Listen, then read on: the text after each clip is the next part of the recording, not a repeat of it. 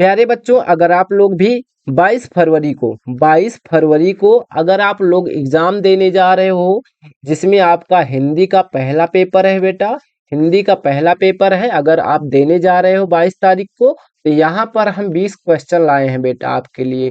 Top के 20 questions हैं यहाँ पे हम लाए हुए हैं।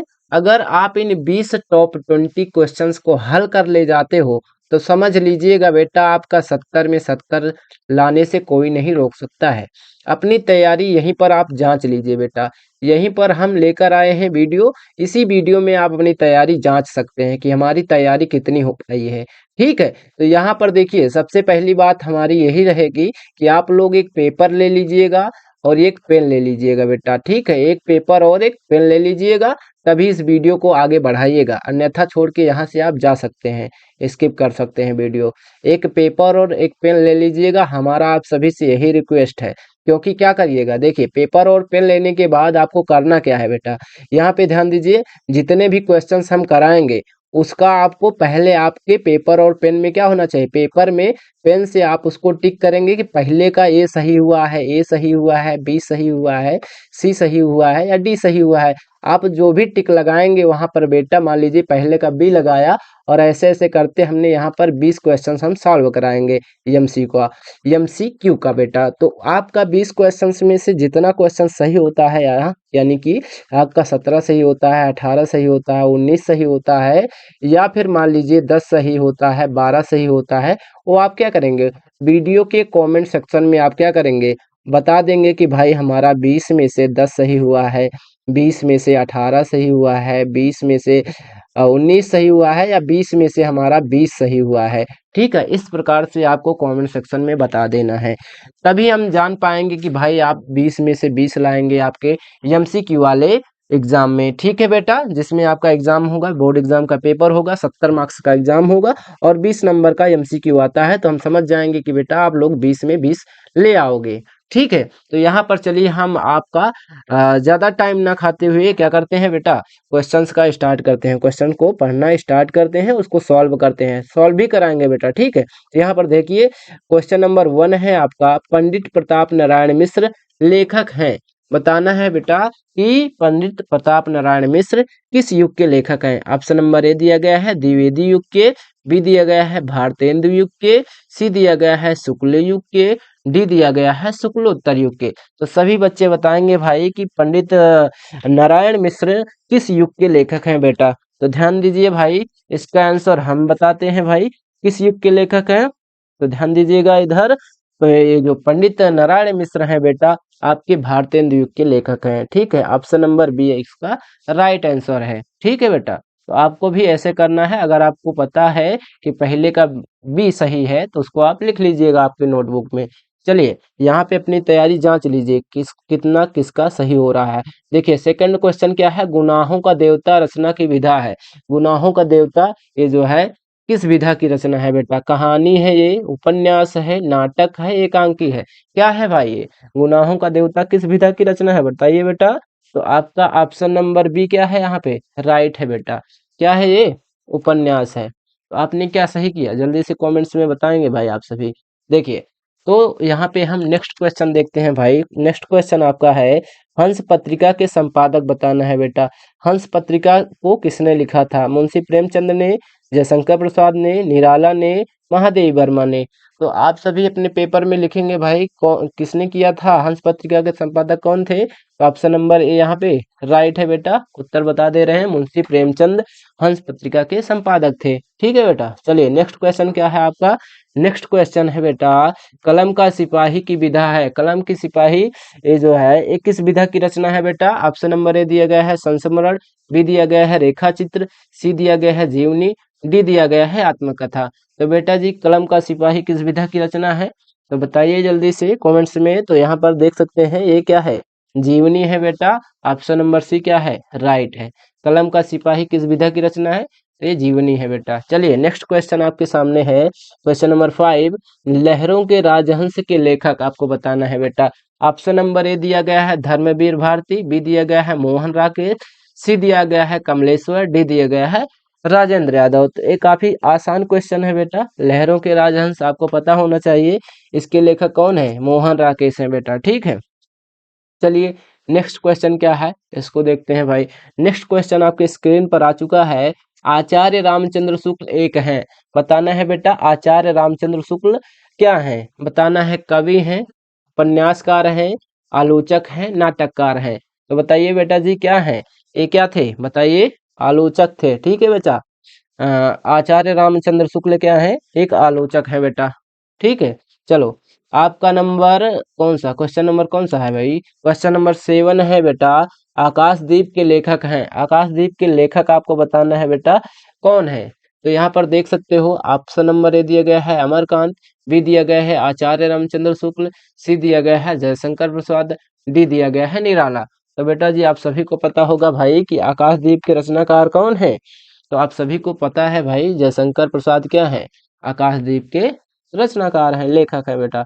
चलिए नेक्स्ट क्वेश्चन क्या है, नेक्स्ट क्वेश्चन है मैला आंचल। यहाँ पे थोड़ा मिस प्रिंट हुआ है बेटा, मैला मौला नहीं बेटा, मैला आंचल होगा। मैला आंचल के रचनाकार आपको बताना है बेटा। ऑप्शन नंबर ए दिया गया है मोहन राकेश, बी दिया गया है फणीश्वर नाथ रेणु, सी दिया गया है प्रेमचंद्र, डी दिया गया है जयशंकर प्रसाद। तो मैला आंचल आपको पता होगा भाई कौन है इसके रचनाकार, फणीश्वर नाथ रेणु है बेटा, ठीक है।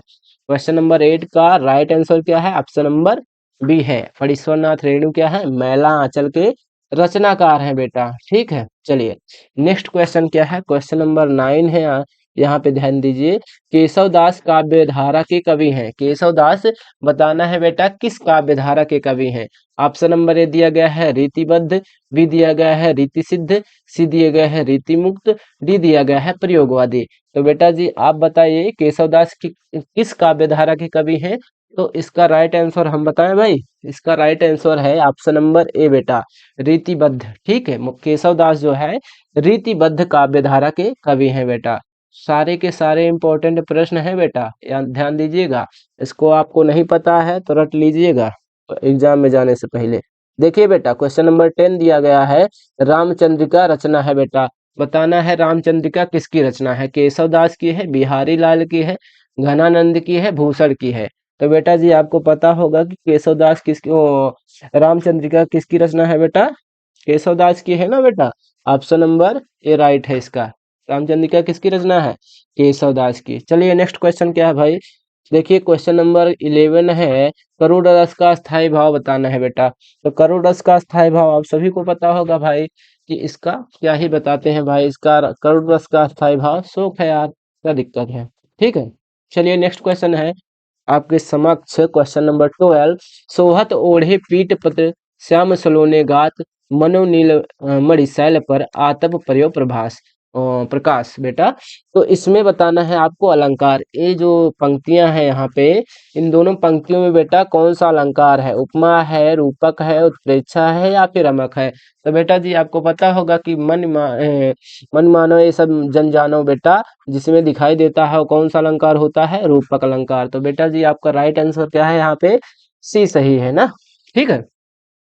चलो बेटा क्वेश्चन नंबर 13 क्या है, रोला छंद में कुल कितने चरण होते हैं, ये पूछा गया है और आप सभी इसका उत्तर देंगे भाई कि रोला छंद में कुल कितने चरण होते हैं। ऑप्शन नंबर ए दिया गया है 3, बी दिया गया है 2, सी दिया गया है 4, डी दिया गया है 5। तो रोला छंद में कितने चरण होते हैं बेटा, तो आप सभी बताइए भाई रोला छंद में कितने चरण होते हैं। तो आप सभी को पता होना चाहिए रोला छंद में कुल कितने चरण होते हैं बेटा, 4 चरण होते हैं ना बेटा, ठीक है। चलिए नेक्स्ट क्वेश्चन है आपके सामने, क्वेश्चन नंबर 14, अधिग्रहण शब्द में प्रयुक्त उपसर्ग बताना है बेटा।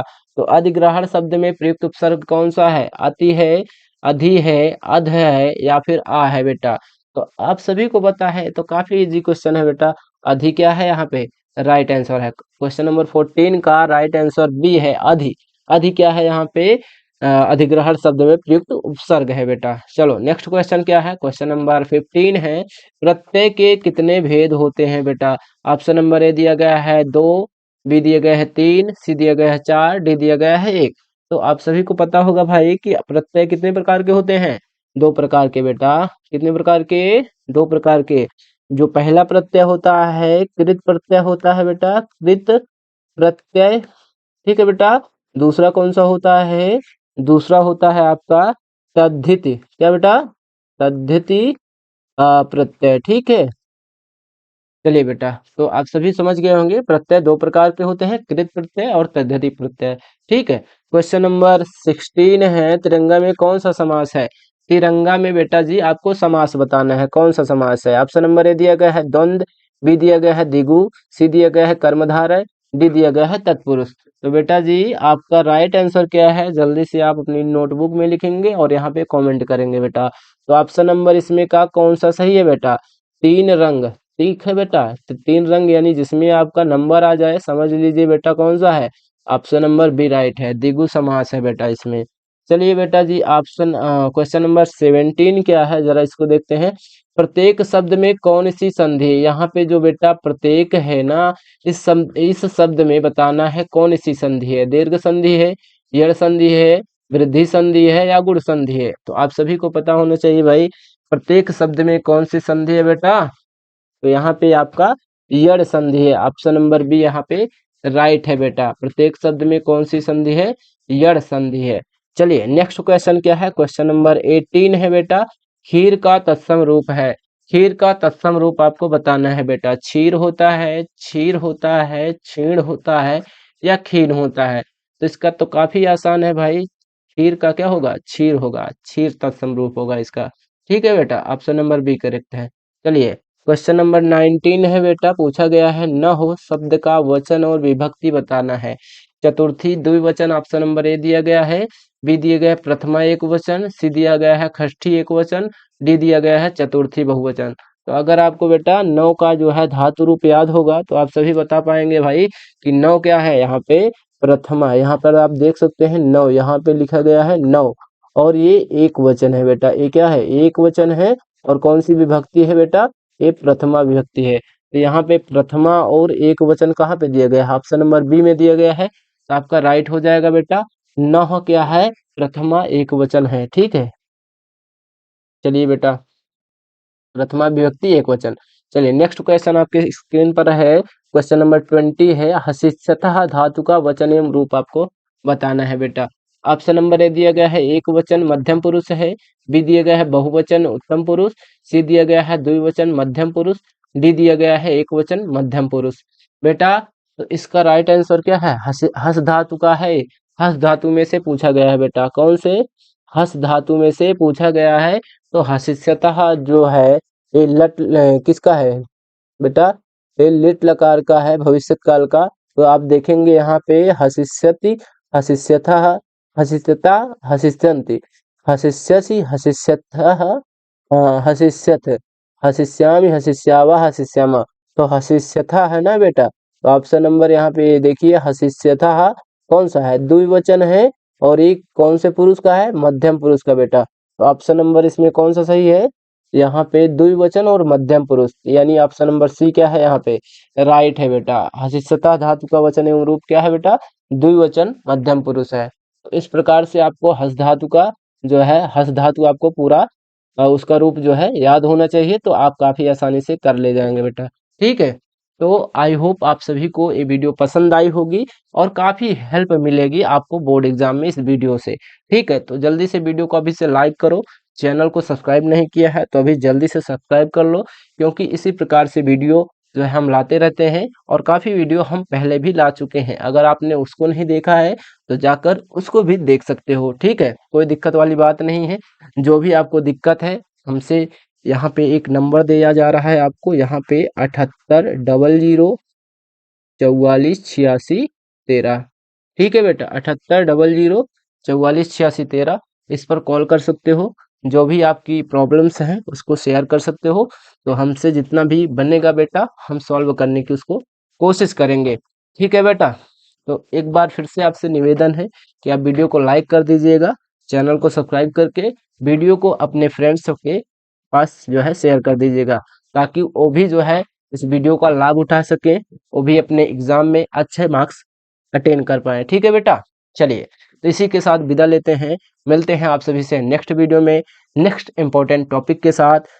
तब तक के लिए जय हिंद, जय भारत दोस्तों।